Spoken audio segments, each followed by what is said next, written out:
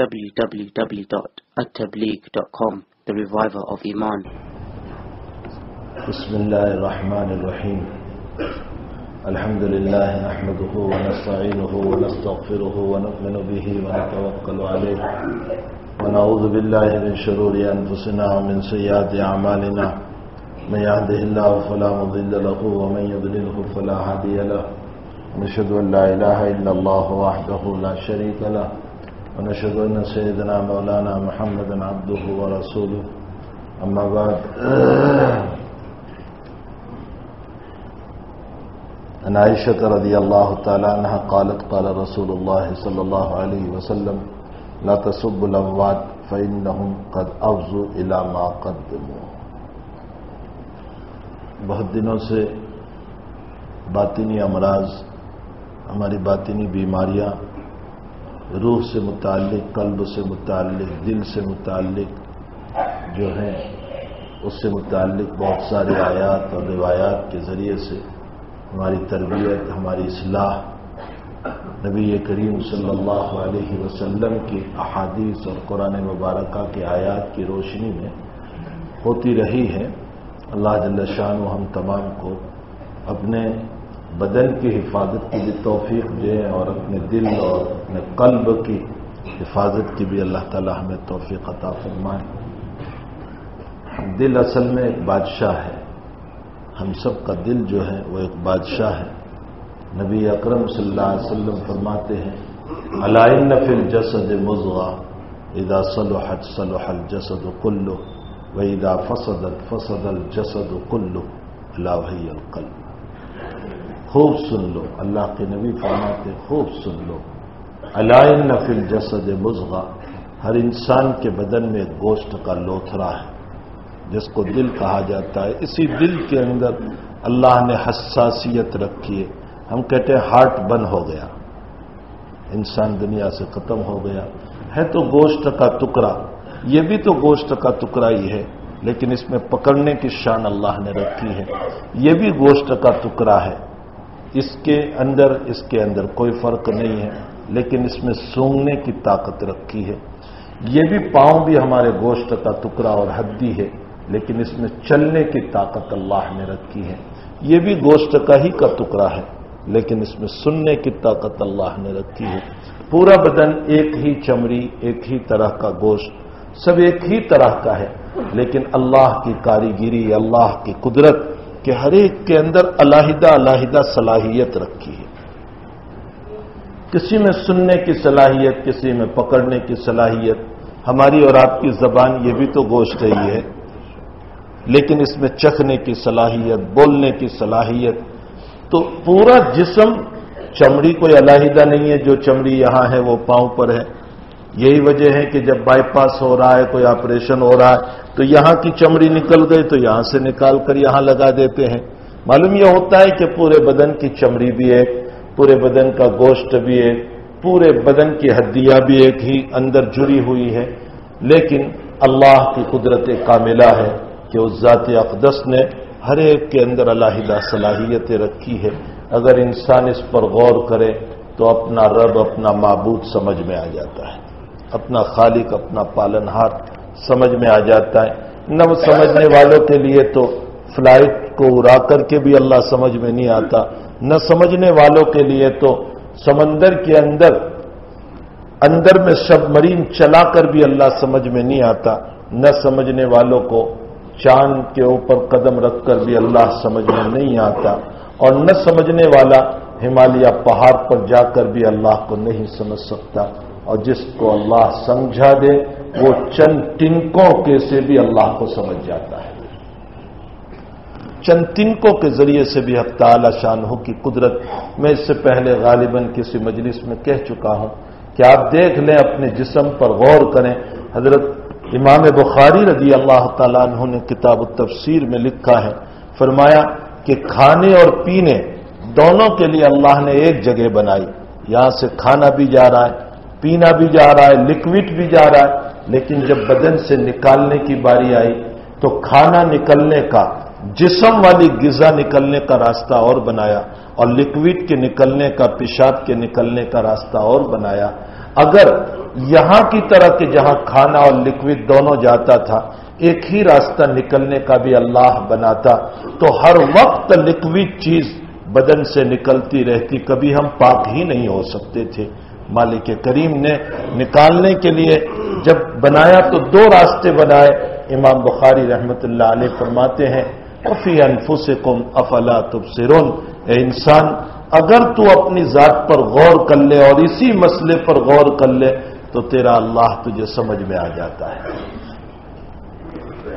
حکیم الامت حضرت اقدس تھانوی رحمت اللہ علیہ نے لکھا ہے کہ انسان جب کھانا کھاتا ہے اس کے اختیار میں ہے لقمہ بنانا، نوالا بنانا، اٹھا کر منہ میں رکھا اپنے اختیار میں ہے، اس کے بعد چبایا اپنے اختیار میں ہے، اس کے بعد جب نگلنے کی اتارنے کی باری آئی تو دو رگیں چلتی ہے، ایک سانس کی نلی اور ایک کھانے کی نلی۔ سانس کی نلی سے بچا کر کھانے کی نلی میں میرے اختیار میں تو ہے نہیں، میں تو صرف چبانے کی حد تک اختیار تھا، اس سے آگے میرے اختیار میں اب گلے میں نہیں ہے۔ کون وہ ذات ہے جو سانس کی نلی سے بچا کر کھانے کی نلی کے اندر کھانے کو لے جاتا ہے؟ فرمائے اسی پر غور کرو تو اللہ سمجھ میں آ جاتا ہے۔ ایسے دلائل اس اللہ نے دیے ہیں، ایسے دلائل کہ ہمارا بدن ہی اس اللہ کو سمجھنے کے لیے کافی و شافی ہے۔ اگر میں میرے بدن پر غور کر لوں تو بہرحال نبی علیہ السلام نے فرمایا ہم نے تو، اللہ تعالیٰ فرماتے ہیں کہ ہم نے تمہارے دل میں گوشت کا ٹکڑا رکھا ہے، گوشت کا لوتھڑا رکھا ہے۔ الا ان فی الجسد مضغہ اذا صلحت صلح الجسد کلہ، وہ امیر ہے، پورا بدن اس کا معمور ہے۔ خیال پہلے وہاں آتا ہے، پھر پورا بدن اس کے ماتحت کام کرتا ہے۔ سب سے پہلے خیال دل پر آتا ہے۔ اسی لیے علماء کے درمیان یہ اختلاف ہے کہ عقل کہاں رہتی ہے۔ حضرت الامام محمد ابن ادریس الشافعی رحمت اللہ علیہ فرماتے ہیں کہ عقل رہتی ہے دل کے اندر، اور دلیل دی قرآن کریم سے۔ فرمایا حق تعالی شانہ قرآن کریم میں فرماتے ہیں لہم قلوب لا یفقہون بہا، کافروں کے دل ایسے ہیں کہ وہ سمجھتے نہیں۔ معلوم ہوتا ہے دل کے اندر سمجھنے کی صلاحیت ہے، اور یہ سمجھنے کی صلاحیت یہی تو عقل ہے۔ حضرت الامام ابو حنیفہ رحمت اللہ علیہ فرماتے ہیں کہ عقل دماغ میں رہتی ہے، اور دلیل یہ دی کہ انسان کے سر پر کبھی زور سے کوئی مارتا ہے تو عقل چلی جاتی ہے۔ معلوم ہوتا ہے عقل کا محل جو ہے وہ دماغ ہے۔ ہمارے قریب زمانے میں ہندوستان میں ایک عظیم شخصیت پیدا ہوئی، علامہ انور شاہ صاحب کشمیری رحمت اللہ علیہ، جو قرن منصرم کا بہت بڑا امام ہے۔ انہوں نے یہ فرمایا کہ اصل میں عقل کا تعلق دل سے ہے، قرآنی دلائل سے یہ معلوم ہو رہا ہے، لیکن اس کے ساتھ جڑی ہوئی ہے دماغ۔ دماغ جو ہے وہ قلب کے ساتھ جڑا ہوا ہے۔ ظاہر سی بات ہے کہ عقل ہے تو دل کے اندر، لیکن تعلق دماغ کے ساتھ ہے۔ اس لیے جیسے انسان کے بدن میں اللہ تعالیٰ نے ایک اعضا کو، ایک عضو کو دوسرے عضو کے ساتھ جوڑا ہے۔ امام غزالی نے ایک عجیب و غریب بات لکھی ہے، فرمایا کہ ایک عجیب مسئلہ ہے کہ انسان کے خصیتین اگر اس کو بچپن کے اندر پیس دیا جائے، کوٹ دیا جائے تو زندگی بھر اس مرد کی داڑھی نہیں نکلے گی۔ معلوم ہوتا ہے داڑھی کا تعلق خصیتین سے ہے۔ جیسے یہ بدن میں ایک دوسرے کے ساتھ جڑے ہوئے ہیں، اسی طریقے سے انسان کے بدن کے اندر دماغ اور قلب دونوں جڑے ہوئے ہیں۔ عقل رہتی ہے دل کے اندر، لیکن اس کا تعلق دماغ سے بھی ہے۔ اس لیے کبھی دماغ پر مار پڑتی ہے تو عقل چلی جاتی ہے دونوں کے ایک ہونے کی وجہ سے، اور کبھی دل پر مار پڑتی ہے تو بھی انسان کی عقل چلی جاتی ہے، میموری ختم ہو جاتی ہے۔ کہنے کا مطلب یہ ہے کہ دونوں جگہ کا ایک ہی تعلق ہے، دل اور دماغ۔ تو دل جو ہے انسان کا وہ امیر ہے پورے بدن کا۔ نبی کریم صلی اللہ علیہ وسلم فرماتے ہیں کہ پورے بدن کا امیر جو ہے وہ تمہارا دل ہے۔ اچھا، امیر جو فیصلہ کرے گا مامور وہی کرنے والا ہے، رعایا وہی کرے گی۔ الا ان فی الجسد مضغہ اذا صلحت صلح الجسد کلہ. جب دل صحیح سوچتا ہے تو پورا بدن صحیح چلتا ہے. وَإِذَا فَسَدَ الْجَسَدُ كُلُّهُ. اور جب وہ غلط سوچتا ہے تو پورا بدن غلط کرتا ہے. اندر میں خیال آیا کہ زنا کرنا ہے، دیکھو غلط خیال آیا. اس غلط خیال کی بنیاد پر اب میری آنکھ تلاش کرے گی کہ میں کہاں جاؤں اس مسئلے کے لیے، میں ہاتھ کہاں بڑھاؤں، اس کے لیے کیا کیا کوششیں کروں. یہ تمام کی تمام باتوں کی اصل بنیاد میرا خیال ہے. میں نے ابھی جگہ جگہ پر ایک بات کہی کہ آج کل جو طلاق کے مسئلے چل رہے ہیں، اگرچہ یہ لوگ ہمیں بدنام کر رہے ہیں کہ مسلمانوں میں طلاق زیادہ ہے، ہم یہ کہتے ہیں کہ مسلمانوں میں طلاق زیادہ نہیں ہے جتنی ہندوؤں میں ہے. ہمارے وہاں 0% طلاق ہے، 0%. یہ جتنی طلاقیں ہیں اگر اس کو کمپیئر کیا جائے تو ہمارے وہاں 0% طلاق ہے. تاہم طلاق کا مسئلہ کیوں زیادہ پیدا ہو رہا ہے؟ اس لیے کہ ایک نوجوان موبائل کو لے کر بیٹھتا ہے، گندی تصویریں دیکھتا ہے، عریانی اور برہنہ تصویریں دیکھتا ہے. وہ گندی تصویروں کو جب بار بار دیکھتا رہتا ہے تو نتیجہ یہ ہوتا ہے کہ تصویروں کی محبت آتی ہے، بیوی کی محبت نکل جاتی ہے. یہ ہے اصل بنیاد. اگر میرا جوان اس سے بچ جائے، اس موبائل کی گندی دنیا سے، تو انشاءاللہ تعالی اس کو اپنی بیوی سے بڑی محبت رہے گی، بہت پیار رہے گا، بہت تعلق رہے گا. یہ جو عریانیت ہم بار بار دیکھ رہے ہیں، یہی وہ عریانیت ہے جو تباہ و برباد کر کے ہمارے جوانوں کو رکھ دیتی ہے. اللہ ہمارے جوانوں کو صحیح سمجھنے کی توفیق عطا فرمائے. تو خیر، میں یہ کہہ رہا تھا کہ نبی کریم صلی اللہ علیہ وسلم فرماتے ہیں وَإِذَا فَسَدَ الْجَسَدُ كُلُّهُ أَلَا وَهِيَ الْقَلْبُ.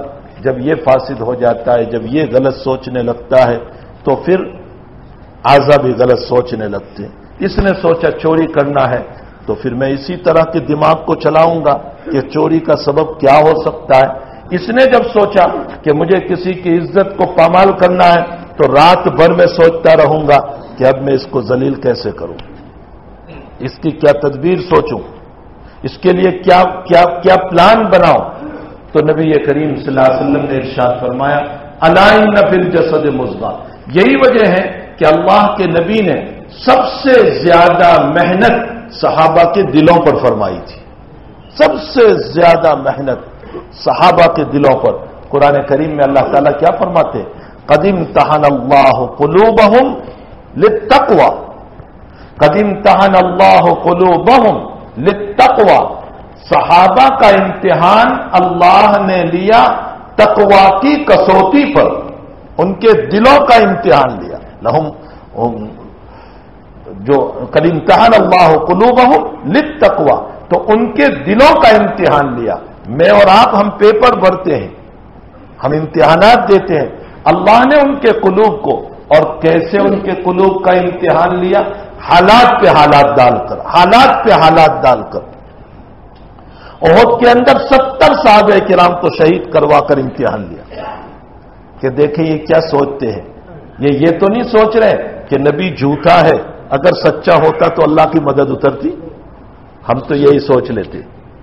اچھا ہوا ہم تھے نہیں وہاں. بہت سے لوگ کہتے ہیں یا حسین ہم نہیں تھے. اچھا ہوا نہیں تھے تو، ورنہ حسین کو پکڑانے والے ہم ہی ہوتے. کہیں فہرست نفاق میں نہ ہوتے، ہم منافقوں کی فہرست میں نہ ہوتے. وہ صحابہ کرام تھے. احد میں جب 70 صحابہ کرام شہید ہو گئے اور 70 زخمی ہوئے. حضرت حذیفہ رضی اللہ تعالیٰ عنہ کے والد حضرت یمان رضی اللہ تعالیٰ، وہ تو خود مسلمانوں کے ہاتھ شہید ہو گئے. احد کے اندر جب افراتفری مچی، ادھر بھی مشرکین ادھر بھی مشرکین، صحابہ بیچ میں آ گئے. کوئی ادھر بھاگ رہا ہے، کوئی ادھر بھاگ رہا ہے، سمجھ میں نہیں آ رہا ہے کہ کہاں جائیں. اللہ کے نبی علیہ السلام کو پتھر لگا ہوا ہے، آپ زخمی ہیں، آپ ایک طرف کھڑے ہیں، قریب میں اور ایک دو صحابہ ہیں. کچھ صحابہ ادھر منتشر ہو گئے، کچھ ادھر منتشر ہو گئے. اسی دور دھوپ کے اندر حضرت یمان رضی اللہ تعالیٰ عنہ شہید ہو گئے. حضرت حذیفہ بولتے رہے ابھی ابھی ابھی میرے والد میرے والد میرے والد. کون دیکھتا ہے؟ ارے بھائی جب افراتفری چلتی ہے تو کوئی کسی کو نہیں دیکھتا. بس اسی حالت کے اندر حضرت یمان شہید ہو گئے. مسئلہ جب ختم ہوا اللہ کے نبی کو پتا چلا تو حضرت نے حضرت حذیفہ کو بلایا. حذیفہ مسلمانوں کے ہاتھوں تیرا باپ شہید ہو گیا, اس کو مقام شہادت مل گیا, لیکن یہ قتل خطا ہے, یعنی غلطی سے مسئلہ ہو گیا, تم دیت لے لو. 100 اونٹ ہے, فرمایا یہ 100 اونٹ تم لے لو دیت اسلام میں.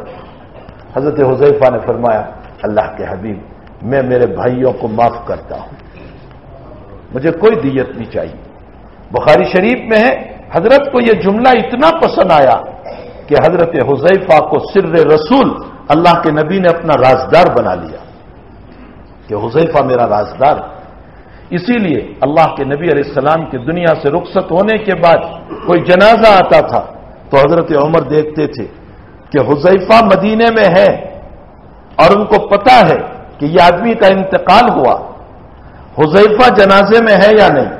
اگر جنازے میں ہے تو عمر نماز پڑھتے تھے اس جنازے کی, اور جنازے میں نہیں ہوتے تھے تو نماز نہیں پڑھتے تھے, اس لیے کہ حذیفہ کو اللہ کے نبی نے سارے منافقوں کے نام بتائے تھے. رازدار تھے نبی کریم صلی اللہ علیہ وسلم کے, سر رسول تھے. تو بہرحال ادھر آپ دیکھو کہ صحابہ کرام کو احد میں کیسا آزمایا, اور قرآن نے اس کو بڑی عجیب انداز میں بیان کیا. غم بغم لکی لا تحزنوا علی ما فاتکم ولا ما اصابکم. فرمایا یہ غم جو تمہیں پہنچے کہ تمہارے 70 صحابہ شہید ہو گئے, 70 زخمی ہو گئے, کیوں؟ اس لیے کہ تم نے میرے نبی کو غم پہنچایا. نبی کو کیا غم پہنچایا؟ اللہ کے نبی نے جن 50 صحابہ کرام کو پہاڑ کے اوپر کھڑے کیے تھے ان کو کہا تھا کہ تم نیچے نہ اترنا, لیکن وہ نیچے اتر آئے جس کی وجہ سے حالات آ گئے. تم نے میرے نبی کو غم پہنچایا تو تمہارے اوپر یہ حالات آ گئے. لیکن صحابہ اس کے اندر بھی صبر کا دامن ہاتھ سے نہیں چھوڑا. یہ نہیں کہا کہ یہ سچا نبی ہوتا تو مدد ہوتی, معلوم ہوتا ہے یہ جھوٹا نبی الیاذ باللہ ثم الیاذ باللہ ثم الیاذ باللہ. اچھا احد سے واپس آئے, ابو سفیان روانہ ہو گیا. کچھ چلنے کے بعد ابو سفیان کو خیال آیا کہ محمد بھی زندہ رہ گئے اور ابو بکر بھی زندہ ہے اور عمر بھی زندہ ہے, ان سب کو ختم کرنا چاہیے تھا ہمیں. راستے سے واپس آنے کا ارادہ کیا. نبی کریم صلی اللہ علیہ وسلم کو جب پتا چلا کہ وہ لوگ واپس آنے کا ارادہ رکھتے تو حضرت نے مدینے میں اعلان فرمایا کہ جتنے میرے صحابہ میرے ساتھ احد میں تھے وہ جس پوزیشن میں بھی ہو, جس حالت میں بھی ہو, اسی حالت میں میرے ساتھ چلنا ہے. کوئی صحابی ہاتھ ٹوٹا ہوا, کوئی سر پھوٹا ہوا, کوئی پاؤں ٹوٹا ہوا, کسی کو یہاں لگا ہوا ہے, کسی کو یہاں لگا ہوا ہے.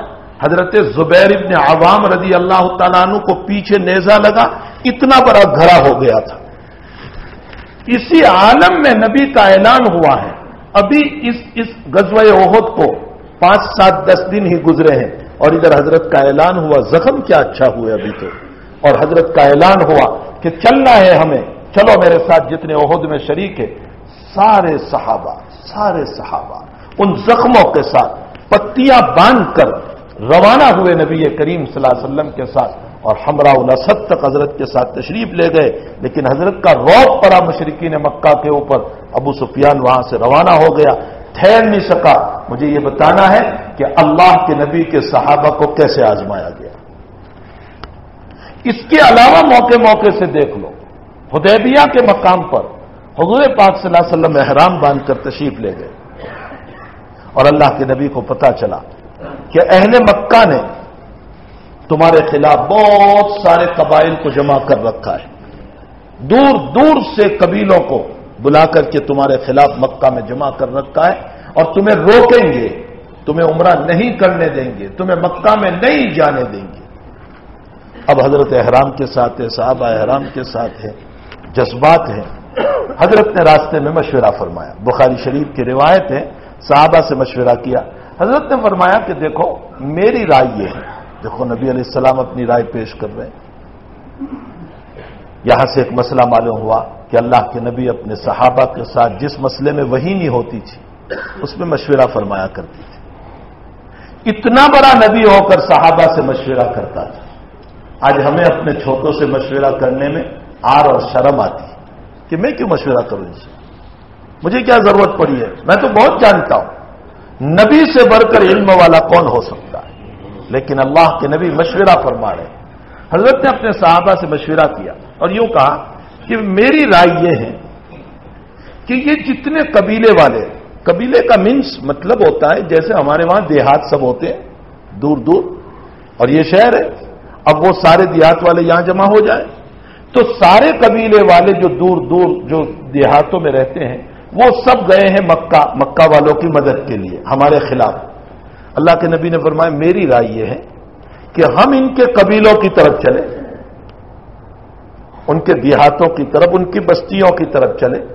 دو باتوں میں سے ایک بات ہوگی, یا تو ان لوگوں کو پتا چلے گا جو وہاں گئے ہوئے ہیں تو اپنے بیوی بچوں کو بچانے کے لیے یہاں آ جائیں گے, وہ اپنی اپنی بستیوں میں آ جائیں گے, تو مشرکین کا لشکر ٹوٹ جائے گا.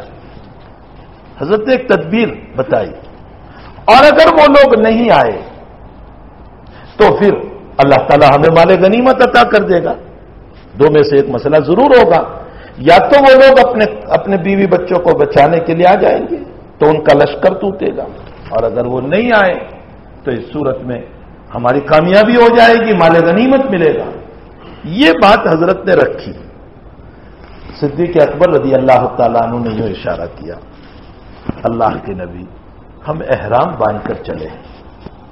دیکھو چھوٹے ہیں, صحابی ہیں, کیا مشورہ دے رہے ہیں. اللہ کے نبی ہم احرام باندھ کر چلے ہیں, اور آپ نے تو حضرت بیت اللہ کا ارادہ کیا ہے, لڑنے کا کوئی ارادہ ہمارا نہیں ہے, ہم تو عمرے کے لیے جا رہے ہیں. اس لیے اللہ کے نبی میری رائے یہ ہے کہ ہم اس احرام کے ساتھ کسی قبیلے کی طرف نہ جائیں, ہم بیت اللہ ہی کی طرف چلتے رہیں. ہاں بیت اللہ کی طرف جانے میں راستے میں کوئی روڑا بنے گا تو پھر اس صورت میں شریعت نے دفاع کی اجازت دی ہے, ڈیفینس کی اجازت دی ہے. ہم ڈیفینس کریں گے, لڑیں گے ان کے ساتھ. باقی یہ کہ ہمیں کسی قبیلے کی طرف جانے کی ضرورت نہیں ہے.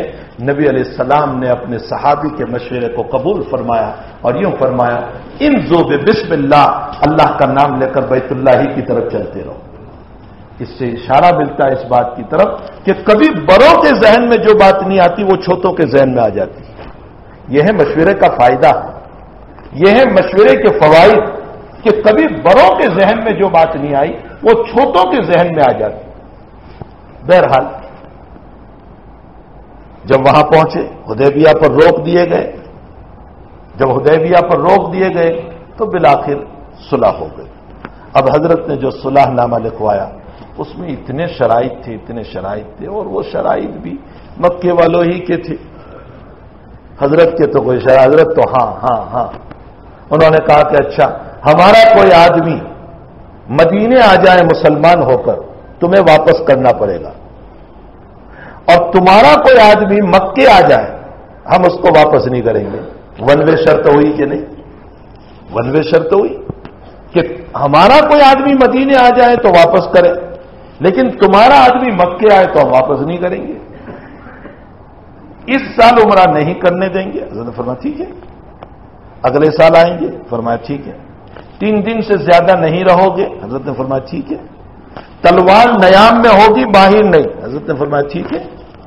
10 سال تک ہماری تمہاری جنگ نہیں ہوگی. حضرت نے فرمایا ٹھیک ہے. سارے شرائط منظور, جو کہا وہ منظور. سہیل بن عمرو صلح کے لیے آئے تھے, اس وقت مسلمان نہیں ہوئے تھے, اور یہ صلح نامہ ابھی لکھا جا رہا تھا کہ خود سہیل کا بیٹا مسلمان ہو گیا تھا اور زنجیریں ہیں ہاتھ میں, پاؤں میں, اور اسی حالت میں وہ زنجیروں کے ساتھ آ گئے اور فرمایا یا رسول اللہ میں مسلمان ہوں, آپ مجھے لے لیجئے, میں بڑی مشکلوں کے ساتھ آیا ہوں. سہیل کہنے لگا پہلے اس کو واپس کرو. سہیل ہی کا بیٹا تھا, کہ اس کو واپس کرو. اللہ کے نبی نے فرمایا ابھی صلح نامہ پورا کہاں ہوا, ابھی تو سگنیچر نہیں ہوئی. جب تک سگنیچر نہ ہو صلح نامہ پورا نہیں ہے. تم کیسے اس کو مانگ رہے ہو؟ کہا نہیں, اگر اس کو واپس کرو گے تو صلح ہوگی, ورنہ صلح نہیں. اللہ کے نبی نے اپنے دل پر پتھر رکھ کر سہیل بن عمرو کے بیٹے کو فرمایا جاؤ تم واپس. صحابہ کی چیخو پکار نکل گئی. خود ان کے بیٹے سہیل کے بیٹے کی چیخو پکار نکل گئے. حضرت میں کس ظلم کے اندر آیا ہوں اور میری بیڑیا تو دیکھ آپ مجھے پھر حوالے کر رہے ہیں. اللہ کے نبی نے فرمایا اللہ خیر کرے گا جاؤ واپس جاؤ. کیا گزری ہوگی صحابہ پر, لیکن حضرت اور کیا گزری ہوگی اس کا اندازہ عمر کی بات سے ہوتا ہے. حضرت عمر رضی اللہ تعالیٰ عنہ انتہائی غصے میں حضور پاک صلی اللہ علیہ وسلم کو یوں کہہ رہے السنا علی الحق, ہم حق پر نہیں ہیں, وہم علی الباطل, یہ باطل پر نہیں ہے. اللہ کے نبی آپ دب کر صلح کیوں کر رہے, کیوں دب گئے ان لوگوں سے. حضرت مسکرائے. حضرت نے فرمایا عمر جو میں کر رہا ہوں خیر ہے, مجھے کرنے دے, اسی میں خیر ہے. عمر سے رہا نہیں گیا, ابو بکر کے پاس دوڑے, فرمایا ہم حق پر نہیں ہیں, یہ باطل پر نہیں ہے, ہمارے نبی علیہ السلام کیوں دب کر صلح کر رہے ہیں, ہمیں اجازت دے دیجیے ان کے ساتھ لڑنے کی. صدیق نے فرمایا نبی جو کر رہے ہیں وہ ٹھیک ہے, ہم اس میں کچھ نہ بولیں. آپ اس سے اندازہ لگا سکتے کہ اس وقت صحابہ پر کیا گزر رہی ہوگی, لیکن صبر کا دامن ہاتھ سے نہیں چھوڑا. اس کے بعد کے واقعات, حنین میں جو حالات شروع ہوئے اور چاروں طرف سے تیروں کی بچھار اور صحابہ منتشر ہو گئے. کیسے اللہ کے نبی تنے تنہا کھچر کے اوپر, اور ابو سفیان جو ابھی مسلمان ہوئے تھے رمضان میں, شوال میں حنین ہوا. اللہ کے نبی کو ابو سفیان پر پورا اعتماد نہیں تھا, ان کے اسلام پر اعتماد نہیں تھا, لیکن حنین کے اندر ابو سفیان ساتھ تھے. جب یوں مٹی لینے کے لیے نبی علیہ السلام جھکے تو ابو سفیان نے سہارا دیا, اور سہارا دے کر فرمایا اللہ اے آقا صلی اللہ علیہ وسلم آپ کو بلند رکھے, رفع اللہ تبارک و تعالی, اللہ آپ کو بلند رکھے, آپ بلند ہی رہیں, مجھے حکم دیجئے, میری جان آپ کے لیے حاضر ہے. تب حضرت کو یقین آیا کہ یہ پکے, اس لیے کہ ابو سفیان تو مکہ سے پہلے ہر موقع پر امیر بن کر کے آئے تھے اہل مکہ کی طرف سے. تب یقین آیا. ایسے وقت میں صحابہ کرام پریشان ہیں. مولانا شبلی صاحب نعمانی رحمت اللہ علیہ نے سیرت النبی لکھی, 7 جلدوں میں ہے. واقعہ حنین جب بیان کرتے اوہو ایک قیامت قائم کر دی نبی علیہ السلام کی تعریف میں کہ سارے منتشر ہوئے بھاگے, لیکن اللہ کے نبی نہیں بھاگے, وہ اپنی جگہ دب کر کھڑے رہے. تو اب شبلی صاحب فرما رہے اللہ کے نبی تھے تو اکیلے, لیکن وہ ایک ملک تھا, وہ ایک اقلیم تھا, وہ ایک نبی ہو کر ایک پورا لشکر تھا, وہ ایک سپہ سالار تھا, وہ نہ ہلنے والی زمین تھی, وہ نہ ہلنے والا آسمان تھا جس کو دنیا کی کوئی طاقت ہلا نہ سکی. بہت پیارے انداز میں حضور پاک صلی اللہ علیہ وسلم کی جو تعریف فرمائی سیرت النبی کے اندر. کہنے کا مطلب یہ ہے کہ حنین میں بھی صحابہ کو آزمایا گیا. پھر یہ تو جنگی حالات ہیں, اس کے علاوہ صحابہ کے حالات غربت کے, غریبی انتہائی, صحابہ کے حالات پریشانیوں کے, انتہائی درجے کی پریشانیاں. ان تمام حالات میں پھر شریعت پر عمل کرنا. ادھر شریعت نے حکم لگا دیا سود نہیں کھا سکتے, حرام نہیں کھا سکتے, ناجائز نہیں کھا سکتے, کسی کا لوٹ کر نہیں کھا سکتے, کسی کا مال لوٹ کر اور ہڑپ کر کے نہیں کھا سکتے. ایک طرف جنگی حالات, دوسری طرف غریبی, تیسری طرف پریشانیاں, چوتھی طرف شریعت کی اطاعت. ان تمام کے اندر صحابہ کے دل اتنے مضبوط ہو گئے تھے, اتنے مضبوط ہو گئے تھے. اللہ کہتا ہے میں نے میرے صحابہ کو کسی اسکول میں بٹھا کر پیپر کا امتحان نہیں لیا, میں نے ان کے دلوں کو مصیبتوں میں ڈال کر امتحان لیا. لیکن میرے صحابہ نے جان دینا تو پسند کیا, محمد کی شریعت کو چھوڑنا پسند نہیں کیا. یہ واقعہ ہمیں اس وقت کے حالات میں بتا رہا ہے. اس وقت کے جو ملک کے حالات چل رہے ہیں, ان ملک کے حالات میں اس وقت کے حالات کے اندر کچھ بھی ہو جائے ہم اپنی شریعت کو نہیں چھوڑیں گے. شریعت مطہرہ یہ عجیب و غریب حضور پاک صلی اللہ علیہ وسلم نے ہم کو دی ہے. ہم بہت ممکن ہے کسی کے پاس اس وقت پیسے نہ ہو، مسائل آ گئے، ان مسائل کی بنیاد پر، لیکن اس کا مطلب ہم حرام کا نہیں لیں گے، ہم ناجائز نہیں لیں گے، ہم چوری کر کے نہیں لیں گے، ہم کسی کا غصب کر کے نہیں لیں گے، بلکہ ہم کوئی روتا ہوا ہے ہمارے 2 روپے میں سے اس کو 1 روپیہ دے کر اس کے آنسوؤں کو پوچھ لیں گے. یہ تعلیم ہے محمد رسول اللہ صلی اللہ علیہ وسلم. ہم حضور کی تعلیمات پر عمل کریں گے، آپ کی زندگی پر عمل کریں گے. ہم تو روتے ہوئے کو ہنسانے والے ہیں، ہم تو روتے ہوئے کے آنسو پوچھنے والے. یہ اللہ کے نبی کی تعلیمات ہیں. اولئک الذین امتحن اللہ قلوبہم للتقوی. یہی وجہ ہے کہ صحابہ کے لیے جب بھی کوئی حکم شریعت کا آیا، جب بھی کوئی حکم آیا، اللہ کے نبی کو فوج نہیں بھیجنا پڑا، ملٹری نہیں بھیجنا پڑا، کمانڈو نہیں بھیجنا پڑا، پولیس نہیں بھیجنی پڑی، ڈی ایس پی کا نظام نہیں تھا، وہاں کوئی نظام نہیں تھا. وہاں سب سے بڑا نظام محمد کی تعلیم تھی.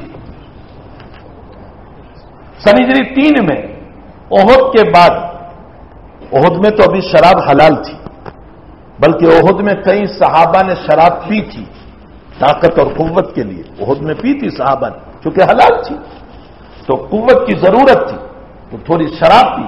احد کے بعد شراب حرام ہوئی. حضرت عبد الرحمن ابن عوف رضی اللہ تعالیٰ عنہ کے گھر پہ شراب نوشی کا دور چل رہا تھا. دوستو احباب بیٹھے تھے، شراب پی جا رہی تھی، جیسے ہم جوس پیتے ہیں مل کر کے، ڈرنک پیتے ہیں، وہاں شراب پی جا رہی تھی. حضرت انس رضی اللہ تعالیٰ عنہ گلاس بھر بھر کر کے سب کو شراب پلا رہے تھے اور اتنے میں باہر کوئی اعلان کر رہا تھا. تو فرمایا دیکھو اعلان کس کا ہو رہا ہے. عبد الرحمن نے فرمایا دیکھو کس کا اعلان ہو رہا ہے. انس نے فرمایا کہ شراب حرام ہو گئی. آثار پہلے سے چل رہے تھے، قرآن میں پہلے سے اشارات تھے. مثلا اللہ تعالیٰ نے اشارہ کیا تھا وَإِسْمُهُمَا أَكْبَرُ مِن نَفْعِهِمَا، شراب میں نفع کم ہے نقصان زیادہ ہے. اس طرح کے اشارات تھے. اب جب اعلان ہوا کہ اللہ تعالیٰ نے شراب کو حرام کر دی، انما الخمر والمیسر والانصاب والازلام رجس من عمل الشیطان فاجتنبوہ، شراب اور جوا یہ دونوں کے دونوں گندی چیز ہے، عمل شیطان ہے، اس کو چھوڑو فاجتنبوہ. اس کے بعد جب یہ آیت اتری، جب یہ نبی علیہ السلام کے اوپر حکم آیا تو اللہ کے نبی کو کوئی فوج نہیں بھیجنا پڑا، کوئی ڈی ایس پی نہیں بھیجنا پڑا، کوئی ملٹری نہیں بھیجنی پڑی، کوئی کمانڈو نہیں بھیجنے پڑے.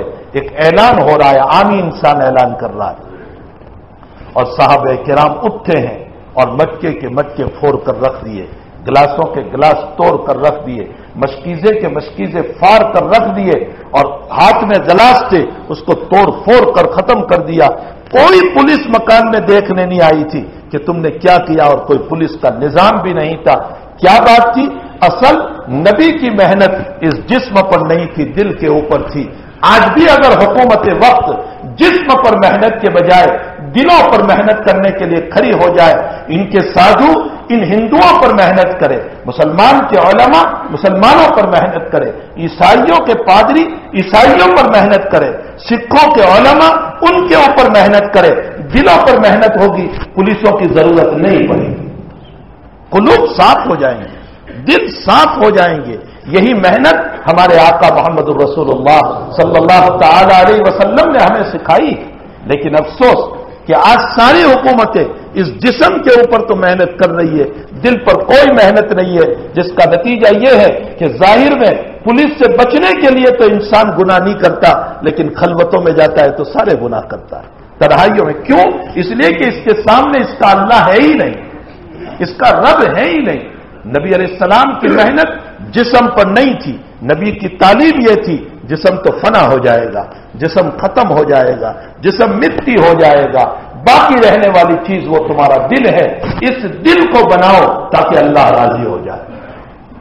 الا ان فی الجسد مضغہ اذا صلحت صلح الجسد کلہ واذا فسدت فسد الجسد کلہ الا وہی القلب. وہ تمہارا دل ہے. تو میرے بھائیوں، حالات چلتے رہتے ہیں، اتار چڑھاؤ ہوتا ہی رہتا ہے، حکومتیں بدلتی رہتی ہے، لیکن ہماری شریعت کبھی نہیں بدلتی۔ شریعت ہر حال میں ایک رہتی ہے۔ ہمیں تو اپنی شریعت ہی کے اوپر عمل کرنا ہے، جیسے بھی حالات آ جائے۔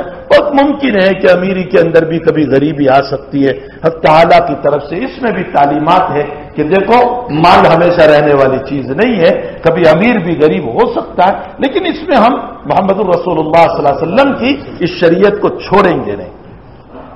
تو جس نبی نے ہمیں دلوں کو بنانے کا حکم دیا، اس نبی کا یہ فرمان ہے۔ کیا فرمان ہے؟ ان عائشہ رضی اللہ تعالی عنہا، حضور پاک صلی اللہ علیہ وسلم نے ارشاد فرمایا، حضرت عائشہ فرماتی ہے، لا تسب الاموات، مرے ہوا کو گالیاں مت دو، جو مر گئے ان کو برا بلا مت کہو، ان کی غیبت مت کرو، ان کو گالی گلوز نہ کرو، ان کی برائیاں نہ کرو۔ کیوں؟ فإنهم قد أفضوا إلى ما قدموا، اس لیے کہ ان لوگوں نے پا لی اس چیز کو جو انہوں نے آگے بھیجی تھی۔ قبر میں ان کو وہ چیزیں مل گئی جو دنیا میں کر کے گئے تھے، اب ان کی زبان خاموش ہے، وہ تو کچھ بولتے نہیں، تم اب کچھ بولو گے تو تمہارا ثواب ان کے حصے میں جائے گا اور ان کا گناہ تمہارے حصے میں آئے گا۔ پھر خاموں کا ہم مردوں کی برائیاں کر کے، مرنے والوں کی برائیاں کر کے، ان کی غیبتیں کر کے، ان کے اوپر لعن طعن کر کے۔ بعض لوگوں کا طریق بڑا عجیب ہوتا ہے، جب کسی کے باب میں، کسی میت کے باب میں بولنا شروع کرتے ہیں، کہتے ہیں اللہ اس غریب پر رحم کرے، بیچارہ مر گیا لیکن وہ ایسا تھا، وہ بھائی ایسا بھی نہ بولو، اس کو جو کچھ ملنا تھا اس کے اعمال کا وہ اس کو مل گیا۔ اگر اس میں برائیاں تھی، اس میں خرابیاں تھی، تو اس کی برائیاں اور خرابیاں اس نے دیکھ لی، میرے بولنے سے اب کیا ہوگا؟ ظاہر سی بات ہے، سوائے اس کی کہ میں اپنے اوپر گناہ لے لوں، اس کے علاوہ تو کچھ بھی ہونے والا نہیں ہے۔ اس لیے اس روایت کے اندر جناب نبی کریم صلی اللہ علیہ وسلم نے ہمیں یہ بتایا کہ دیکھو مرنے والوں کی برائیاں نہ کرو، ان کی غیبتیں نہ کرو، خاموں کا اپنے ثواب کو ضائع نہ کرو۔ اس کے بعد دوسری روایت میں اور دوسری آیت میں حق تعالی شان فرماتے ہیں کہ والذین یؤذون المؤمنین والمؤمنات بغیر ما اکتسبوا فقد احتملوا بہتانا واثما مبینا۔ اللہ جل شانہ کا ارشاد گرامی ہے، جو لوگ مومن مردوں کو اور مومن عورتوں کو ایذا پہنچاتے ہیں، تکلیف پہنچاتے ہیں بغیر کسی وجہ کی، بغیر ما اکتسبوا، سامنے والے کا کوئی قصور نہیں، بغیر کسی وجہ کے ان کو تکلیف پہنچا رہے ہیں، تو یاد رکھو یہ بہتان ہے، الزام ہے ان کے اوپر، اور کھلم کھلا گناہ ہے جس کو بہتان لگانے والا اپنے سر پر اٹھا رہا ہے۔ اور بہتان کا گناہ، الزام لگانے کا گناہ غیبت سے بھی بدتر ہے، بہت خطرناک گناہ ہے۔ اس لیے بلا وجہ میں ایک بات ہمیشہ کہا کرتا ہوں، کسی کے باب میں بدظنی قائم مت کرو، یہ برا ہے، یہ ایسا ہے، یہ ایسا ہے، اچھا گمان رکھو۔ اگر اچھا گمان رکھا تو یقیناً ثواب ملے گا، اللہ پکڑ نہیں کرے گا، ثواب ملے گا، پکڑ نہیں کرے گا۔ لیکن برا گمان رکھا تو گناہ بھی ہوگا، اللہ پکڑ بھی کرے گا۔ تو پھر ہم خاموں کا کیوں برا گمان رکھ کر کے اپنے آپ کو پامال کر رہے ہیں، برباد کر رہے ہیں؟ اس لیے ہمیں چاہیے کہ بھئی اچھا گمان رکھیں، ان سے متعلق اچھا سوچیں۔ فرمایا والذین یؤذون المؤمنین والمؤمنات بغیر ما اکتسبوا فقد احتملوا بہتانا واثما مبینا، کسی پر الزام نہیں رکھنا چاہیے۔ اور روایت میں ہے کہ جس نے مسلمان وہ ہے، ان عبداللہ ابن عمرو بن العاص رضی اللہ تعالیٰ عنہما قال رسول اللہ صلی اللہ علیہ وسلم المسلم من سلم المسلمون من لسانه ويده والمهاجر من هجر ما نهى الله عنه۔ حضور پاک صلی اللہ علیہ وسلم فرماتے ہیں کامیاب مسلمان وہ ہے، مکمل مسلمان وہ ہے جو اپنی زبان اور ہاتھ سے کسی کو تکلیف نہ پہنچائے، زبان سے بھی نہیں، ہاتھ سے بھی نہیں۔ زبان سے تکلیف کیسے پہنچتی ہے؟ برا بلا کہہ کر، گالی دے کر، غیبت کر کے، لعن طعن اور ملامت کر کے۔ ہاتھ سے تکلیف کیسے پہنچے گی؟ مار کر۔ ہاتھ سے تکلیف کیسے پہنچے گی؟ لکھ کر۔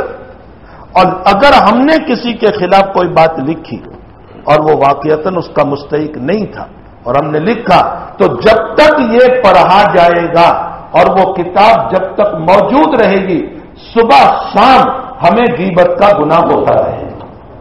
کتنا برا عمل ہوا. اس لیے فرمایا مومن مسلمان کہلانے کے قابل وہ ہے جس کی زبان اور ہاتھ سے کسی کو تکلیف نہ پہنچے. والمہاجر من ہجر ما نہی اللہ عنہ. ایک مہاجر وہ ہے جو ایک جگہ سے دوسری جگہ ہجرت کر گیا، جیسے صحابہ مکے سے مدینے ہجرت کر کے گئے. یا اگر ہمارے ملک میں حالات آ جائیں اور ہم دین کو ادا نہ کر سکے، ہم دوسری جگہ چلے جائیں. یا ہمارے شہر میں حالات آ جائیں اور ہم دین کو ادا نہ کر سکے، ہم دوسری جگہ چلے جائیں. یہ ہجرت ہے. ہجرت کا معنی ایک جگہ کو چھوڑ کر دوسری جگہ چلے. اللہ کے نبی فرماتے وہ بھی ہجرت ہے. لیکن حقیقی مہاجر اور حقیقی ہجرت یہ ہے اللہ کے منع کردہ کاموں سے اپنے آپ کو بچائے. جن کاموں سے اللہ نے منع کیا، جن گناہوں سے منع کیا، اس سے اپنے آپ کو بچاؤ. بلکہ وہ جو ہجرت ہے ایک جگہ سے دوسری جگہ، وہ بھی اسی لیے ہے کہ وہاں دین کا کام نہیں کر سکتے تھے، اس لیے ہمیں جگہ چھوڑنی پڑی. تو اس میں بھی تو یہی مطلب نکلا. معلوم ہوتا ہے کہ حقیقی مہاجر کہنے کے قابل وہ ہیں جو برائیوں سے اپنی حفاظت کرے، غلط باتوں سے اپنی حفاظت کرے. ہم تعالی شان ہو ہم تمام کو ان باتوں پر عمل کی توفیق عطا فرمائے اور اپنے جسم کو سنوارنے کے بجائے اپنے قلوب کو سنوارنے کی ہمیں اللہ توفیق عطا فرمائے. جسم تو کل فنا ہونے والا ہے، یہ جسم کل کو مٹی ہونے والا ہے، اس پر کل ضعیفی آنے والی ہے، اس پر کل بڑھاپا آنے والا ہے، اس پر کل نلکیاں پڑنے والی ہے. جس کو میں نے چگمگا کر کے رکھا ہے اس پر کل ضعیفی آ جائے گی.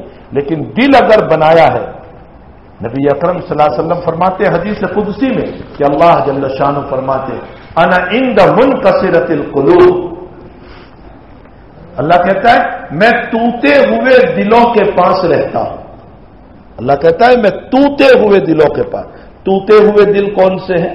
ٹوٹے ہوئے دل وہ ہیں جنہوں نے اللہ کی عبادت کے لیے تواضع اختیار کی، عاجزی اختیار کی، انکساری اختیار کی، تکبر نہیں کیا، بڑائی نہیں کی.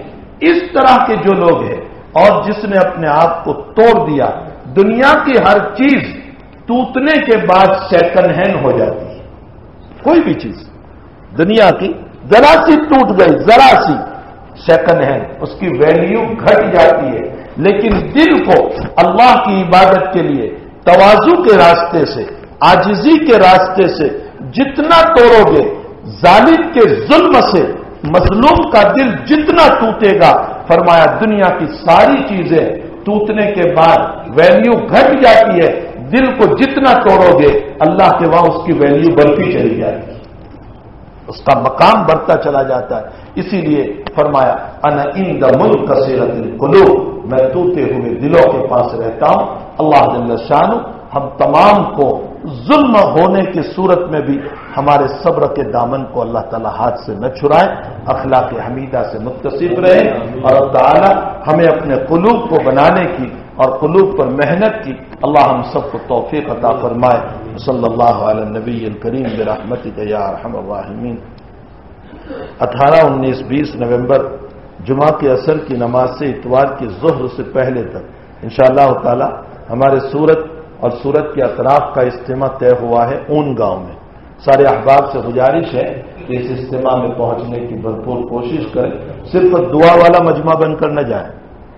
عمومی طور پر ہوتا یہ ہے کہ جس دن دعا ہوتی ہے اسی دن لوگ جاتے ہیں، جو دعا والا مجمع کہا جاتا ہے. پورے 3 دن لگائیں، چاہے رات میں گھر آ جائے. اگر آپ کو تھن لگ رہی ہے، کوئی مسئلہ ہے، حالانکہ وہاں سونے میں بھی مزہ آتا ہے، لیکن بہرحال اگر کوئی مسئلہ ہے، بیماری ہے، ضعف ہے، کمزوری ہے، تو آپ یہاں آ جائیں، آپ کے قریب ہیں. لیکن اجتماع میں پہنچنے کی خوب کوشش کریں. جناب عبدالرزاق بھائی کھلوسیا کا انتقال ہو گیا ہے. اللہ تعالیٰ مرحوم کی مغفرت فرمائے، ان کے درجات بلند فرمائے، ان کے پسماندگان کو صبر جمیل عطا فرمائے.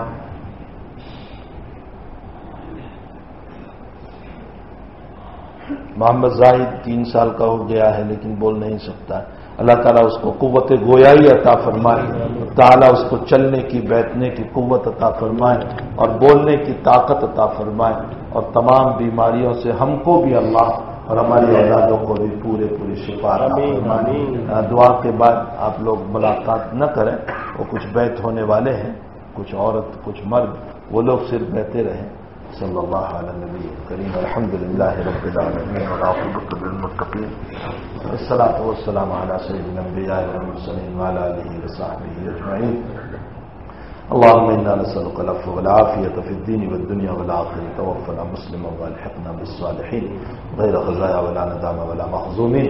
اے اللہ ہم سب کے حالات کو درست فرما، ہمارے قلوب کو اللہ دین کے اوپر مضبوط سے مضبوط فرما. اللہ ہمارے قلوب کے اصلاح کے ہم سب کو توفیق عطا فرما، ہمارے گناہوں کو معاف فرما، ہمارے دلوں میں تیری اور تیرے حبیب کی سچی محبت پیدا فرما، عقیدت پیدا فرما. اللہ ہونے والے اجتماع کو بے حد کامیاب فرما. اللہ اس سے جماعتوں میں نکلنے والوں کا نکلنا آسان فرما، ان کے نکلنے کے بعد ان کے پسماندگاہ اور ان کے اہل و عیال کی پوری حفاظت فرما. اللہ جو بیمار ہیں شفا عطا فرما، جو مرحوم ہو چکے ہیں ان کی مغفرت فرما. اللہ جو بول نہیں سکتے قوت گویائی عطا فرما، جو چل نہیں سکتے اللہ کو چلنے کی قوت عطا فرما. ہماری نسلوں کی بھی تمام طرح کی بیماریوں سے پوری حفاظت فرما. کینسر سے حفاظت فرما، برین ہیمریج سے حفاظت فرما، فالج لقوے سے حفاظت فرما، اور جو اس طرح کی بیماریوں میں ہیں ان سب کو عافیت صحت شفا عطا فرما. اللہ سب کی پریشانیوں کو دور فرما. اس وقت ملک کے حالات اللہ بد سے بد بنتر جا رہے ہیں. اللہ تو ہی خوشگوار کرنے والا ہے. ہم تو یہی سمجھتے ہیں کہ اللہ فیصلے تو تیرے ہی وہاں سے ہوتے ہیں، اصل فیصلہ کرنے والا تو ہی ہے. میرے مالک ہو سکتا ہے تو ہم سے ناراض ہو چکا ہے، اس لیے اس طرح کے فیصلے ظالموں کے ہاتھ ہو رہے ہیں. الہ العالمین خوشگوار سے خوشگوار فیصلے فرما دے، بہتر سے بہتر حالات پیدا فرما دے، تنگیوں کو دور فرما دے، پریشانیوں کو دور فرما دے، مسائل کو دور فرما دے. اے اللہ ملک کے عمراء کو اپنی رعایا کے ساتھ انصاف کی توفیق عطا فرما، رعایا کو ملک کے قوانین کی پابندی کی توفیق عطا فرما. اللہ ہم سب کی دعاؤں کو اپنے فضل و کرم سے قبول فرما. وصلی اللہ علی نبی الکریم برحمتک یا ارحم الراحمین.